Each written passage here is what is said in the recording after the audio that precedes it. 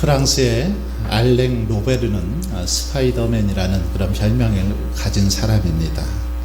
고층 빌딩을 이렇게 등반하는 그런 등반가인데, 그는 시카고의 110층 시어즈 타워와 그리고 뉴욕의 엠파이어 스테이트 빌딩을 비롯해서 세계 70여 개의 아주 크고 높은 그런 빌딩들을 이렇게 오르는 그런 사람입니다. 164cm의 키에 몸무게는 57kg밖에 나가지 않습니다. 아주 가냘픈 그런 몸임에도 불구하고 자기가 이렇게 목표한 그런 건물이 있으면, 빌딩이 있으면 두 손과 두 발로 그렇게 그 건물을 오르는 그런 사람이지요. 어느 날 그의 그 팬클럽 회원으로부터 이메일이 한 통 왔습니다. 당신의 도전 정신에 큰 감동을 받고 저도 자신도 결단을 하기로 했습니다. 그동안 마약인 코카인을 했는데 이제는 그 코카인을 끊고 새롭게 살겠습니다 라는 그런 편지였습니다. 로베르의 도전 정신이 이렇게 많은 사람들에게 감동을 주고 희망을 주었다라는 것입니다. 한 기자가 그에게 물었습니다. 이렇게 늘 위험이 따르는데 두렵지 않습니까? 그렇게 맨손으로 맨발로 높은 건물에 오르는데 두렵지 않냐? 라고 물었더니 그가 그렇게 대답합니다. 나더러 정신 나간 사람이라고 하는 분들도 많이 있지만 정말로 정신 나간 사람은 도전하지 않는 사람입니다. 정말 정신 나간 사람은 제가 아니라 아무것도 도전하지 않는 사람입니다 라는 아주 유명한 말을 남겼습니다. 여러분, 그렇습니다. 도전하지 않는 사람이야말로 정신 나간 사람입니다. 아무런 소망이 없는 사람이죠. 성경에 보면 도전이라는 단어, 이 단어는 성경에 나오지 않습니다. 한번 찾아보십시오.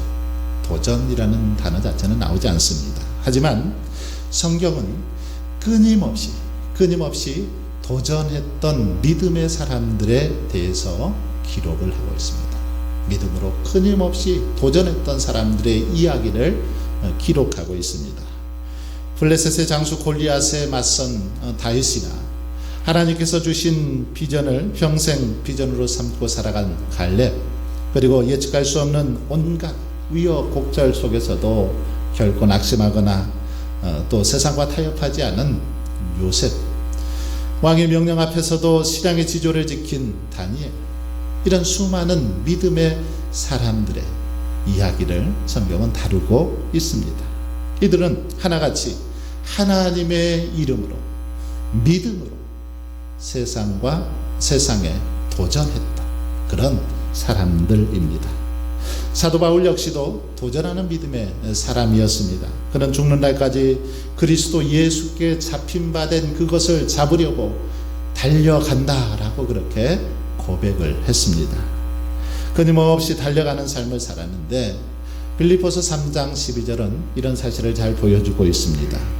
내가 이미 얻었다 함도 아니요 온전히 이루었다 함도 아니라 오직 내가 그리스도 예수께 잡힌 바 된 그것을 잡으려고 달려가노라. 사도 바울은 단 한순간도 안주하지 않았습니다. 자신에게 주신 하나님의 사명을 감당하기 위해서, 그것을 성취하기 위해서, 이루기 위해서 계속해서 끊임없이 달리는 그런 삶을 살았던 걸 볼 수 있습니다. 그래서 자신에게 주어진 그 사명 감당하기까지 선한 싸움을 싸우고 달려갈 길을 달렸던 사람, 사도 바울입니다.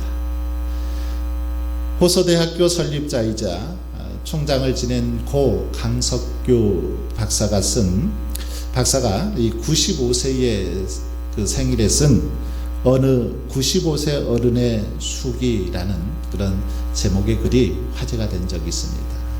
어느 95세 어른의 수기, 한번 제가 읽어보겠습니다. 65세까지는 열심히 살았습니다. 정년퇴임을 한 이후에는 덤으로 주어진 인생이라고 생각하고 피동적인 삶을 살았습니다. 그리고 95세가 되는 날, 지난 30년을 덧없고 희망 없이 산 것을 몹시 후회했습니다. 그래서 새롭게 어학 공부에 도전할 것을 다짐합니다. 그 이유는 단 한 가지, 10년 후 105번째 생일날 지난 10년 동안 아무 일에도 도전하지 않은 것을 후회하지 않기 위해서입니다. 그는 95세의 나이에도 10년 후 돌아볼 자신의 인생을 후회하지 않기 위해서 도전한다 라고 그렇게 고백하고 있는 걸 볼 수 있습니다. 그는 103세에 비록 작고 했지만 생명을 다하기까지 끝까지 포기하지 않고 도전하는 그런 인생을 살았습니다. 그래서 많은 사람들에게 감동을 주었던 걸 볼 수 있습니다. 95세 그 나이에도 도전하는 삶을 살았다라는 것이죠. 여기 보니까 95세 되신 분은 아직 안 계신 것 같아요. 제가 보니까 이봉수 집사님이 94세시거든요. 근데 이렇게 건강한 모습으로 늘 주일 지키며 예배하는 모습 참 아름다운데 아직 여러분들도 도전할 수 있습니다. 앞으로 충분히 도전할 수 있다는 거죠. 소양면에 사는 차사순 할머니, 아마 TV를 통해서도 보셨을 것 같습니다. 이 할머니는 면허증을 따기 위해서 무려 960번을 도전했습니다. 960번. 2005년 4월부터 시험을 보기 시작해서 2010년 5월까지 무려 960번 시험을 봤는데 필기 시험을 봐야 되지 않습니까? 필기 시험을 무려 949번을 떨어졌습니다. 거의 매일같이 시험을 보셨다고 그래요. 아마 시험 볼 때 들어간 비용만도 1,000만 원이 넘게 들었을 것 같습니다. 매일같이 시험을 봄에도 떨어짐에도 불구하고 계속해서 붙을 때까지 봤다라는 것입니다. 949번 필기시험을 보고 또 실기시험은 10번을 봤습니다. 그래서 960번 만에 결국 면허증을 타게 되었다라는 것입니다. 끝까지 포기하지 않은 할머니의 도전정신 참 아름답습니다. 그래서 많은 사람들이 그 모습에 감동을 받았습니다. 특별히 한 자동차 회사는 이 할머니의 도전정신이 참 대단하다 생각을 하고 이 할머니에게 자기 회사 광고 모델로 그렇게 요청을 했습니다. 그래서 광고 CF도 찍고 또 그 회사에서 자동차도 한 대 그렇게 기증을 해 주었던 걸 볼 수 있습니다.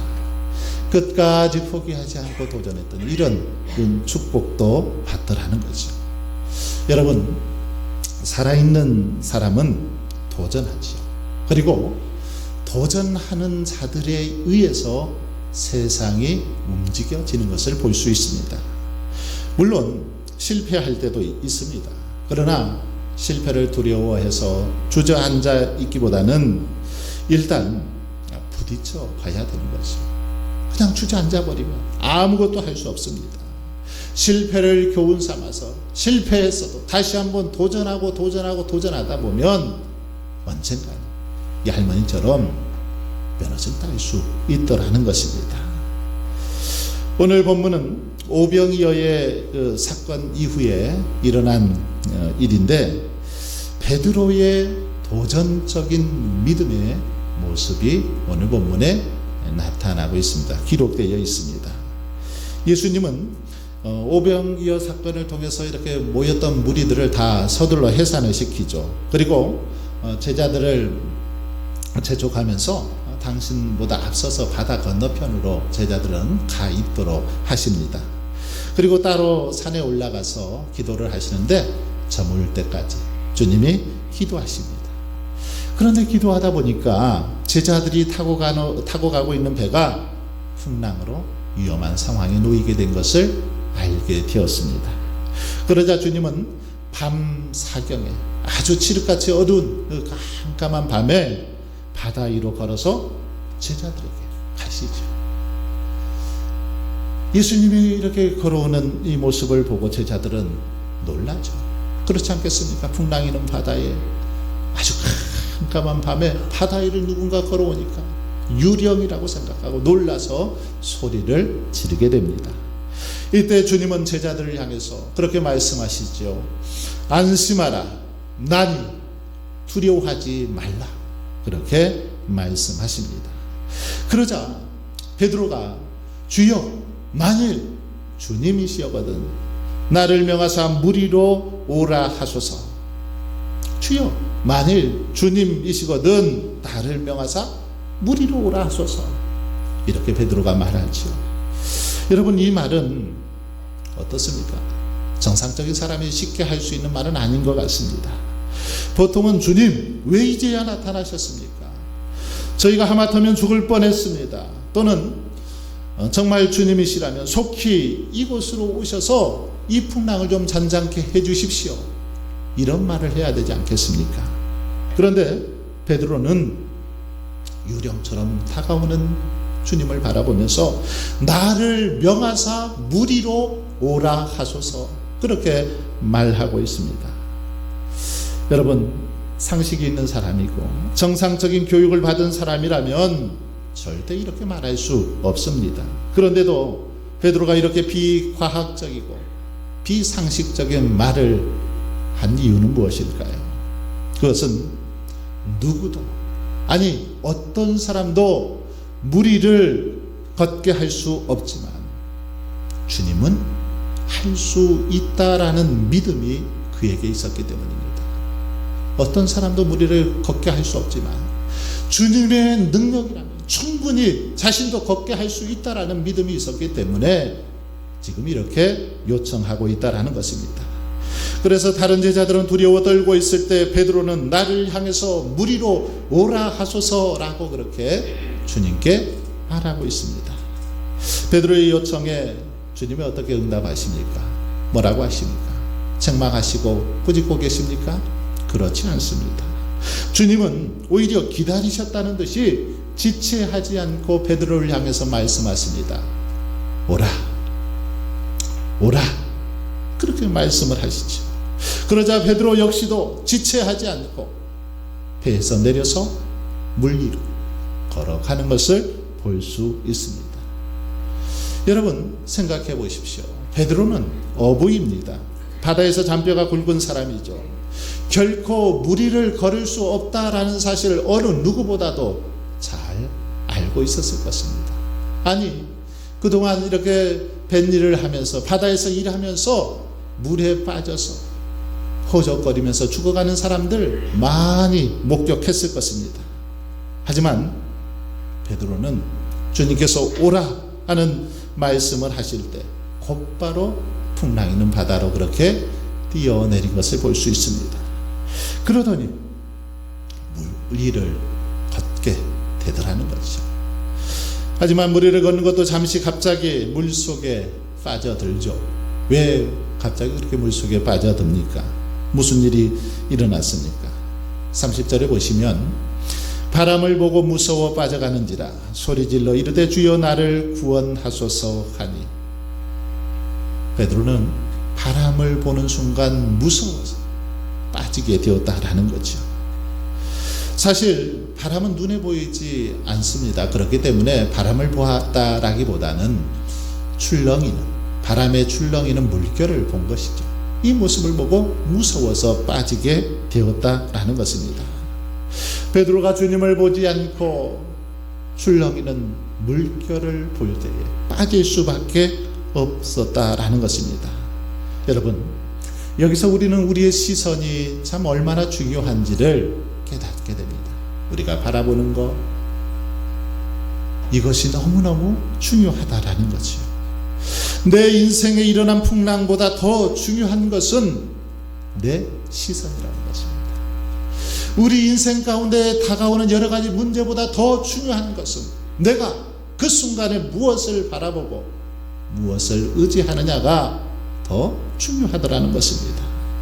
지금 내가 어떤 상황 가운데 있는가 보다 내가 지금 어디를 바라보고 무엇을 의지하고 있는가, 이것이 더 중요하다라는 거죠. 사탄은 이 사실을 너무나도 잘 알고 있습니다. 그래서 우리가 믿음의 주여 온전케 하시는 인 예수 그리스도를 바라보지 못하도록 사탄은 끊임없이 우리를 방해합니다. 자꾸만 우리의 시선을 흐리게 하죠. 주님을 바라보고 주님을 의지하도록 해야 되는데 이 사탄은 계속해서 그러지 못하도록 방해하더라는 것입니다. 내 인생의 문제만을 보게 하고 내 가정과 일터의 풍랑만을 보면서 두려워 떨게 하더라는 것입니다. 하지만 여러분, 주님을 외면하고 환경만을 바라보아서 내 인생의 풍랑만을 바라보아서는 절대로 문제가 해결되지 않습니다. 소망도 없고 주님이 역사할 수도 없습니다. 여러분, 정말 주님이 내 인생 속에서 일하시는 것을 보길 원하십니까? 내 인생 가운데 무리를 걷는 것 같은 놀라운 기적을 정말 보고 싶으십니까? 그렇다면 환경을 바라보거나 세상의 어떤 권력을 바라보아서는 안 될 것입니다. 우리의 시선을 주님께로 향해야 됩니다. 우리의 시선을 주님께로 향합니다. 주님이 역사하시다는 거죠. 그러기에 여러분, 결코 풍랑을 바라보지 마십시오. 풍랑을 넘어 내 인생의 풍랑을 오히려 잔잔케 하실 예수님을 바라볼 수 있기를 바랍니다. 그 풍랑을 발로 밟고 내 앞에 서 계시는 주님을 바라보십시오. 그 주님을 바라볼 때 어떤 세상의 풍랑, 우리 인생 가운데 다가오는 여러 가지 어려움도 능히 헤쳐나가게 될 줄 믿습니다. 물속에 빠져들어가던 베드로는 이제 다급하게 외칩니다. 주여, 나를 구원하소서. 다급한 목소리로 외치죠. 이때 예수님은 즉시 손을 내밀어서 베드로를 붙잡으시면서 그렇게 말씀하십니다. 믿음이 작은 자여, 왜 의심하느냐? 왜 의심하느냐? 책망하십니다. 그리고 마침내 예수님이 배에 오르시자 그 모든 풍랑이 잔잔하게 그렇게 바뀐 것을 볼 수 있습니다. 그러자 배에 있던 사람들이 예수님 앞에 절하면서 진실로 하나님의 아들이로소이다 라고 고백하는 역사가 일어나는 걸 볼 수 있습니다. 여러분, 제자들은, 배 안에 있던 사람들은 풍랑이 그치는 것을 보고 예수님이 그렇게 하시는 것을 보고 진실로 예수님이야말로 하나님의 아들이십니다라고 고백했습니다. 여러분, 이것이 우리에게 뭘 가르쳐 줄까요? 그리고 이렇게 예수님이 베드로로 하여금 무리를 걷는 기적을 경험하게 하신 그 이유가 무엇일까요? 그것은 예수님 자신이 하나님의 아들이심을 드러내기 위함이었다라는 것입니다. 주님만이 하나님의 아들이시고 전지전능하신 분임을 드러내시기 위해서 베드로에게 기적도 이렇게 일어나게 하시고 또 풍랑도 잔잔하게 하셨다라는 것입니다. 그렇습니다. 우리 삶에 일어나는 모든 기적들, 이것은 다 예수님의 그 이름을 높이기 위해서, 예수님의 이름을 드러내기 위해서입니다. 결국 예수님께서 하나님의 아들이심을 인정하고 고백하도록 하기 위해서 우리 인생 가운데 주님이 기적도 베풀어 주시고 은혜도 베풀어 주시더라는 것입니다. 내 자신을 드러내고 자랑하기 위해서가 아니라는 거죠. 오직 예수님이 하나님의 아들이심을 드러내시도록 하기 위해서 이런 기적, 은혜를 베풀어 주신 것입니다. 사랑하는 성도 여러분, 베드로는 무리를 걸어오시는 주님을 보고 나로 무리로 오라 하소서 그렇게 요청을 합니다. 그리고 오라는 말씀에 지체하지 않고 넘실대는 파도 위로 뛰어내렸습니다. 만일 여러분이 그 현장에 계셨다면, 그 현장에 있었던 베드로였다라면 여러분 그렇게 할 수 있었겠습니까? 여러분이 그 현장에 있었다면 그렇게 할 수 있을까요? 나로 무리로 오라 하소서 요청할 수 있었습니까? 오라는 그 말씀 한마디만을 단순하게 믿고 파도가 그렇게 일렁거리는 바다 위에 발을 내디딜 수 있었을까요? 이것은 굉장한 모험이요 도전입니다. 하지만 베드로는 어떻습니까?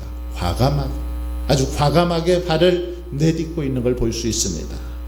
만일 무리를 걸어오시는 분이 유령이 아니라 주님이라면 나를 물 위에 걷게 하실 것이다. 이 단순한 믿음을 가지고 그냥 지체 없이 그렇게 바다로 뛰어내리는 모습을 볼 수 있습니다.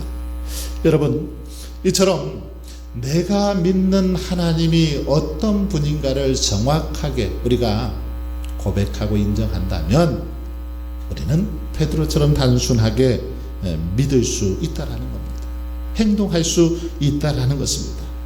베드로는 단순한 믿음으로 기적에 도전을 했습니다. 아, 주님이 걸어오라고 하시니, 주님이 명하시니 나도 할 수 있다. 주님께서 도우시면 뭐든지 할 수 있다. 이 믿음 가지고 단순하게 그렇게 나아갔다라는 것입니다. 그 결과 물 위를 걷게 되죠. 비록 바람을 보고 잠시 물속에 빠지기도 했지만 그래서 베드로는 인류 최초로 물 위를 걷는 사람이 되었습니다. 여러분, 만일 베드로가 예수님의 말씀을 듣고도 도전하지 않았다면 어떻게 되었을까요? 그는 물 위를 걷지 못했을 것입니다. 사실 배 안에는 베드로만이 아니라 다른 제자들도 많이 있었습니다. 하지만 다른 어떤 제자도 물 위를 걷게 해달라고 요청하지 않았죠. 오직 베드로만 주님에게 그런 요청을 했습니다. 다른 이들은 다 어쩌면 두려워 떨고 있었지만 베드로만 담대하게 주님께 그렇게 자신도 걷게 해달라고 요청했다라는 것입니다. 존 오트버그 목사의 물 위를 걸으려면 단순하게 믿으라 라는 그런 책이 있습니다. 이 책에서 물 위를 걷기 위해서는 먼저 조건이 있는데 그것은 배 안에서 나와야 된다라고 말합니다. 배 안에서 나와야만 걸을 수 있다라는 거죠. 여러분, 그렇습니다. 배 안에 머물러 있는 사람은 결코 물 위를 걸을 수 없습니다. 그렇지 않습니까? 배 안에 있는데 어떻게 물 위를 걸을 수 있겠습니까? 하지만 많은 사람들은 배 안에 있기만을 원하죠. 배 안에서 그냥 가만히 있기를 원합니다. 안락한 삶을 추구하는 사람들의 모습인 거죠. 그러면서 물 위를 걷는 기적을 또 맛보기를 원하더라는 겁니다. 배 안에 있으면서 물 위를 걸어보기는 원하는 게 우리 인생의 모습이라는 겁니다. 그러나 여러분, 이런 믿음으로는 결코 기적을 경험할 수 없습니다. 정말 우리 인생 가운데 물 위를 걷는 기적이 일어나기를 원한다면 과감하게 배 안에서 밖으로 나가야 되죠. 그래서 물에 한번 서 봐야 되는 거 아니겠습니까? 오늘 본문 말씀을 한번 잘 보십시오.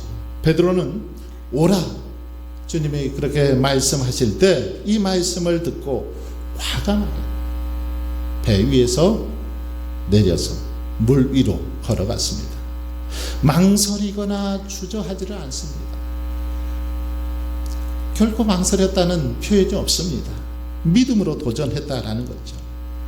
여기서 특히 우리가 주목해야 될 부분은 베드로가 오직 예수님의 말씀만을 듣고 그 말씀에 순종했다라는 겁니다. 예수님께서 말씀하실 때 다른 거 보지 않았습니다. 그냥 말씀만 듣고 말씀대로 그대로 순종했습니다. 바다로 뛰어내렸죠. 이것은 이성적인 그런 사람들이 볼 때 어떻습니까? 한마디로 말하면 미친 짓이죠. 그렇지 않습니까? 생각해 보십시오. 어떻게 사람이 물 위를 걸어갈 수 있겠습니까? 그것은 우리가 살아가는 이 세상에서는, 자연 세계에서는 결코 불가능한 일입니다. 그런데 그처럼 불가능한 일을 하겠다고 물 위로 뛰어들고 있는 지금 베드로를 보십시오. 이거 정신이상자 아닙니까? 그러나 그처럼 미친 짓을 한 베드로는 실제 바다 위를 걷게 됩니다. 바다 위를 걸음으로써 베드로의 그 행동이 미친 짓이 아니라는 것을 많은 사람들에게 증명해 보였습니다. 여러분, 그렇습니다. 믿음이란 바로 이런 것이죠. 즉 세상 사람들이 도저히 믿을 수 없는 일들을 믿고 바라보는 것, 이것이 믿음이라는 것입니다. 사람들은 도저히 믿지 못하지만 우리가 믿음으로 그것을 온전히 믿고 그 믿음을 따라서 행동하는 모험적인 도전, 이것이 바로 믿음이더라는 것입니다. 믿음의 조상 아브라함을 한번 보십시오. 아브라함은 이 같은 믿음을 가졌던 사람입니다. 그는 자신의 아들 이삭을 번제로 하나님께 드리기 위해서 모리아 산으로 올라가면서 그렇게 말합니다. 자신을 따라오는 사환들에게 내가 저 산에서 하나님께 경배하고 아들과 함께 돌아오겠다라고 이야기를 하면서 떠납니다. 이것은 무슨 말일까요? 아브라함이 이삭을 하나님 앞에 번제로 드리면서도 생명의 주관자이신 하나님께서 다시금 우리 아들 이삭을 살려주실 것이다 라는 믿음의 고백인 것입니다. 하나님께서 반드시 내 아들 살려주실 것이다. 하나님께서 이삭을 보내주셔야 합니다. 그 하나님께서 또 그 이삭 살려주실 것이다 라는 믿음을 가졌다라는 거죠. 즉 아브라함은 죽은 사람까지도 살려내실 수 있는 하나님의 능력을 믿고 그 능력을 따라서 믿음을 따라서 자신의 아들 이삭을 번제로 드렸던 것입니다. 이처럼 아브라함이 인간의 이성으로는 도저히 할 수 없는 일을 믿음으로 감당했을 때 하나님께서는 그 믿음을 인정해 주셨습니다.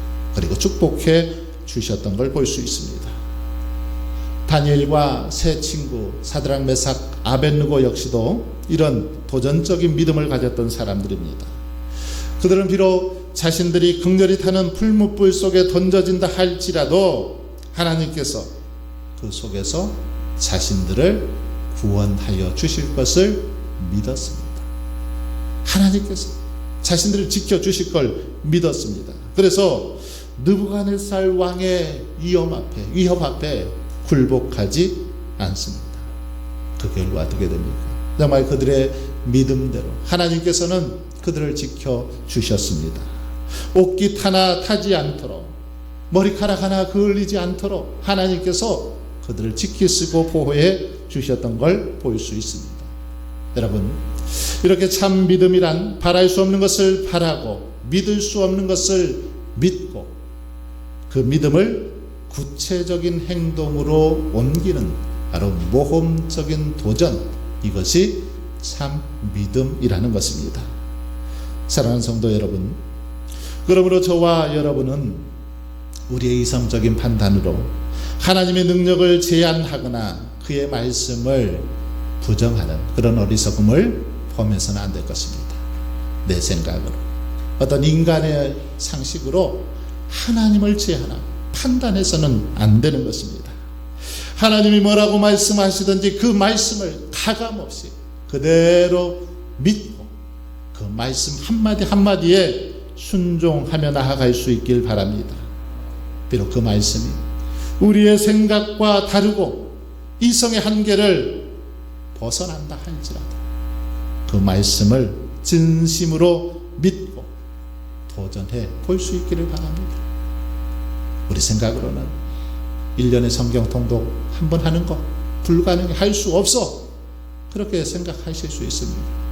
날마다 새벽 기도 하는 거 나는 할 수 없어, 주일 성수 매주 하는 것도 할 수 없어, 그렇게 생각하시는 분들도 있을 것입니다.